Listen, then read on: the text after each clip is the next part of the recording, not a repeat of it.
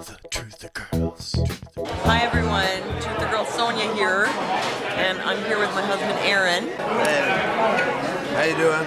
And we're back at the sushi place that I don't know the name. What is it again? This happens every time. I don't know where I am. I'm in our favorite sushi place, of which I don't know the name. I'll show you the decor though.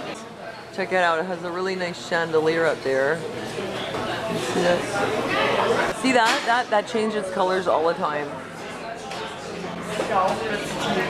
Anyway, yeah, and the food's really good, and we're having what we always have. We're some sushi and the bento box, which we're gonna share as is customary. We're gonna eat, and then we want to actually talk to you about something. The last time that I did a video here, and the title was "What Happened to My Husband," and I was just doing it to tell you, like, where's he been, you know, what's he up to, everything's going well. But a lot of people thought maybe it was going to be about his accident and what had happened to him a long time ago. So we decided that we were going to do a video about this. We're going to tell you. So we're just going to eat first, and then we're going to tell you about Aaron's story. Yeah. Oh, wait, first I got to tell you, the tempura is so good. Like, of course it's good, it's deep fried, but look, see, you have an onion ring, and this is, I don't even know what it is, but it's really yummy. And then they have the shrimp and the zucchini, and I think this is eggplant. And what's this? Teriyaki. Is it good? Oh, yeah. It is so good. And hold on, I'm gonna tell you something. This bento box, all this food, which comes also with a soup and usually a salad, but for some reason they didn't give us a salad today. It costs $13.50 Canadian. So $13.50 Canadian for all this food, which is enough for 2 people. Plus we got some extra sushi. That's like really affordable, and the food here is really, really good, just to let you know. If you're in Montreal, I recommend it. Hey, it's like our favorite place. We'll always come back here. Hey, hi everyone. So we finished our dinner, and I'm out here with Aaron. He's there, and I'm here. We have a bit of a problem with lighting. So yeah, we're gonna tell you the story. The story about what? So the story of how, see, Aaron has, as you see, he has a wheelchair. And actually, he also has, as you see, a Terminator glove because his arm is affected. So, you want to tell us? So, how old were you when you had your accident? 23. So, what were you doing with your life at the time when it happened? What was your life like just before you got injured? I was a courier. Bike courier. Bike courier. I was on a bike all the time. And yeah, I was just settling down, getting my life back together. And the accident happened.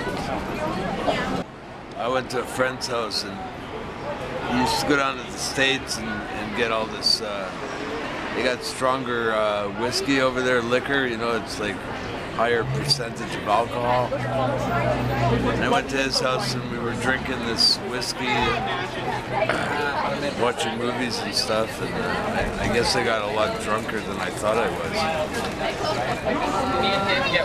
And when I got up to leave, they even asked me, you know, are you sure it's safe to get on your bike now?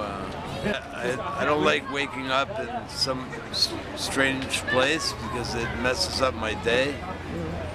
It starts the day off on a bad footing, so I had to get home, and home was like basically about 10 miles away. So I had to bike home, and I was biking home, going down an underpass. Like the sidewalk goes into the underpass, and then it veers off like straight like this and goes into the underpass. There's a concrete wall there. Like a low wall? Yeah, like a half of that. I was flying down the hill and I blacked out, like on my way down the hill. I just blacked out, fell asleep. And yeah, I blacked out just in time for my bike to smash head first into that concrete wall there that's only that high. And I flipped right over the handlebars and smashed my back right on the corner of the. So you landed with your back on the wall. Yeah, right smash on the corner, like right in the middle of my back. T4 they call it. Thoracic T4. I just want to show them like. This is what they call the cervical spine, and then the thoracic spine, it goes from T1 to T12, which is down here. So T4, it's like really high, it's like right around here. So I mean, in a way it could be worse because you should be paralyzed like from like here. Yeah. But for some reason you have some feeling quite a bit lower. Yeah. Okay, so you fell on the wall and you smashed your T4. Yeah, and if it hadn't have been like nowadays, like I wouldn't have never even been able to sit in a chair because they had to do like a special operation they take a piece of my hip, my pelvis, and fuse it on my spine, and then they had to put these what they call Harrington rods around my spines so I could actually sit up. They're like metal rods that are still there today. So it's really smashed. I was supposed to get them out after a couple of years, but getting a back operation, having them rip open all your muscles and everything, it's not pretty, and it doesn't, like, it really hurts. You can't lift your arms up for 6 months. So you didn't want to get the rods out? Yeah, so I never bothered, but I'm lucky because they never bothered me. So, but there's another thing about the accident. Okay, there's a, hi, it's me. There's another part though, which is actually a very, very sad part. That when he had his accident and he was lying on the ground face down, the first responders at the scene were the police. Yeah. And he's gonna tell you what happened. Yeah, and at the time, like, they didn't have all this fancy technology at the time. Like, it was just transitioning. It was just at the point where they were transitioning. The ambulances were still. The police were the ambulances. They actually had like special vans with a red cross on them. But really, like nowadays, like if you get in an accident, they're very trained not to move you, and they put you in a brace and a neck brace and everything. They put you on a board. Then they didn't do that.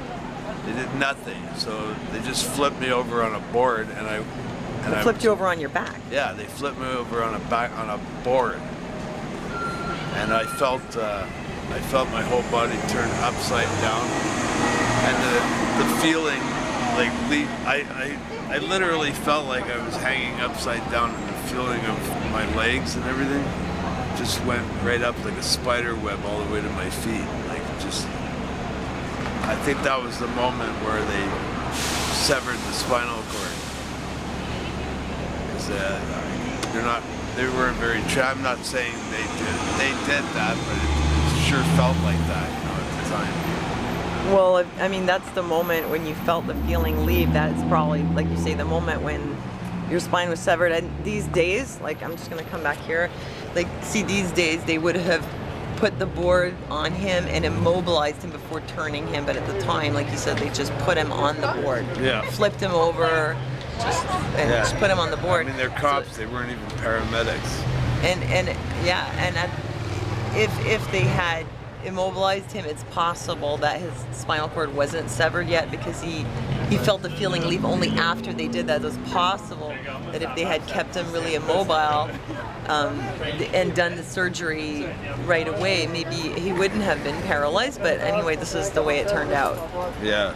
Well, spinal cord's very complicated thing. It's like made out of jelly, and it's got like the equivalent like cables running from your brain to your body of like a whole city, like New York City, in one little spinal cord. Like, you know, these wires that run through your spinal cord are like molecules thick. You know, they're not very.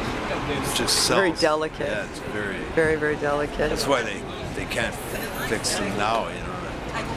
Just starting to figure it out now, but it's pretty difficult. So that was basically what happened, that you were riding your bike drunk, you blacked out and hit this thing, crushed your spine, and then they turned you over, and that's, yeah. And like we'll probably talk more about, you know, Aaron's story and like his experience, but we just wanted to tell you guys how this happened. And you know, I know that when people say I did this or that when I was drunk, some people will be like, well, you shouldn't have done that when you were drunk, right? Yeah, right. Like, oh, well, you know, you got drunk, so you had an accident because you're dumb enough to get on your bike when you're drunk. But, you know, the thing is, like, people do this kind of stuff all the time. Like, people will say, oh, I would never get behind the wheel when I've been drinking, because everybody knows that that's really dangerous. But sometimes people don't realize that getting on a bicycle, it's very dangerous. And I'll tell you, I've done it. I've drunk wine and gotten on a bicycle, and I just was lucky I didn't have an accident. But it's the kind of thing people just don't really think about so much, but probably a lot of people have done it. And, and it's just, Aaron just was really not lucky that day. Well, when I was in the rehab, like I went to the rehab center after, of course, spent like 6 months in there. You have to kind of get trained to live this life or whatever. It's a big life changer, game changer, they say. But most of the guys in the rehab center who are fresh off the slab, we say, as we say, they're all young. It's only young people that really break their necks or their spines or whatever, because they're very reckless and they take chances. Ride motorcycles, go skiing, diving board accident. You wouldn't believe how many guys I saw in there with broken necks from diving accidents. Yeah, because they don't know how deep the water is, and they dive in, and it turns out it's not that deep. Hit your head on the bottom, and you break your neck. Yeah, it's surprisingly easy to do. Apparently.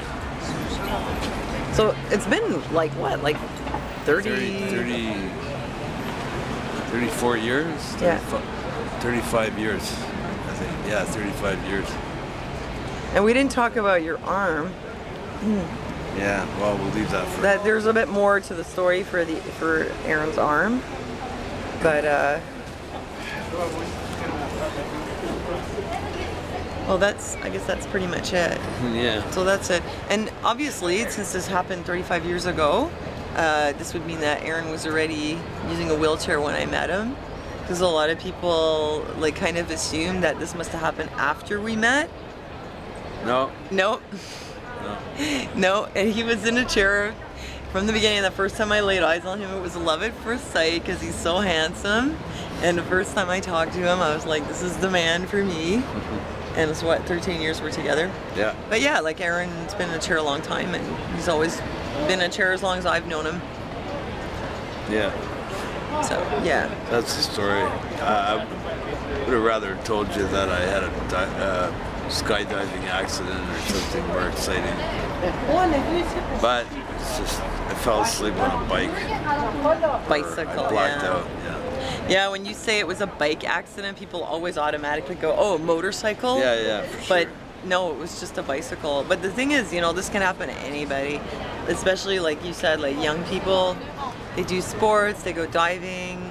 Yeah, they're more reckless. But even things that are not, it's not more reckless than what the average person would do. Like the average person might go swimming or, you know, ride a bicycle or whatever. But, you know, it happens, stuff happens. And you one day you're living your life the way everybody else is, and the next day your whole life changes. Yeah. So that's the start of the story. I guess we'll just leave it at that for now. Eh? Yeah. So that's it. You know, thanks for listening. Yeah, thanks. And anything else you want to say? No. No? All right, well, thanks, and you next time. Yeah, take care.